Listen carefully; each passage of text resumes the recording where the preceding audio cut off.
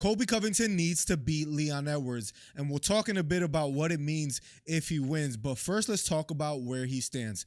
Colby has had already 2 shots at the title, and he lost both of them. But in his defense, they were close fights against arguably one of the greatest welterweights of all time, if not the greatest welterweight. But I can't think of a fighter that needed to win their next fight as badly as Colby. Look at some of the best fighters in history to never win UFC gold. Uriah Faber, Nate Diaz, Yoel Romero tried 3 times and he failed. But Colby, if he doesn't win this next fight, could arguably be the best fighter to never win a title. On top of that, he's fighting Leon Edwards, the man that beat his biggest rival, Kamaru Usman. Imagine having a title win against a fighter who already beat you twice and stopped you from getting the title. If he wins, the paydays awaiting him are going to be huge, and imagine the numbers that he does in his next fight in his first title defense. And if we couldn't shut up Colby Covington before, imagine after winning the belt, he'll probably still rub it in against retired Masvidal and tell him, look, I did something you were never able to do. Potential fights are crazy. Makhachev maybe at 170 if he chooses to move up and go for double champ. Bilal Muhammad all of a sudden becomes an interesting fight. Ian Gary, he's already talking trash about him. That fight could potentially be in the future as well. I have to admit, Colby Covington being the champion,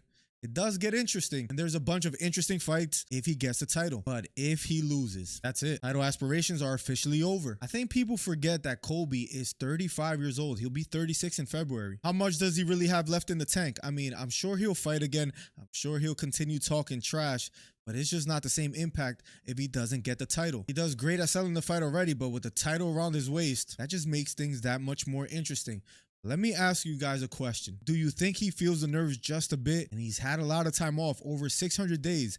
Does that affect him at all? Of course, Colby says there's no such thing as ring rust, but I can't help but think this whole time off, 35 years old, closing in on 36. If he has anything less than a great performance, I don't think he beats Leon. And it's a very tough fight against Leon. Leon looked great against Usman in their 3rd fight, defended all of the takedowns. He has improved. And you could argue Usman wasn't the same after the knockout in their 2nd fight. But nonetheless, one thing remains true in my opinion. Colby has to take the fight to the ground. No ifs, ands, or buts about it. If he's not able to do that, he doesn't win. I really believe it's that simple. That's the $1 million question. But will he be able to? Maybe he does so once, maybe he does so twice. And it depends what kind of damage he does if he's able to take the fight to the ground. But if Leon springs back up and Colby doesn't get much out of it, and if it essentially becomes a striking match, I think he's going to be in big trouble. And if he doesn't take the fight to the ground, I think Leon wins by domination.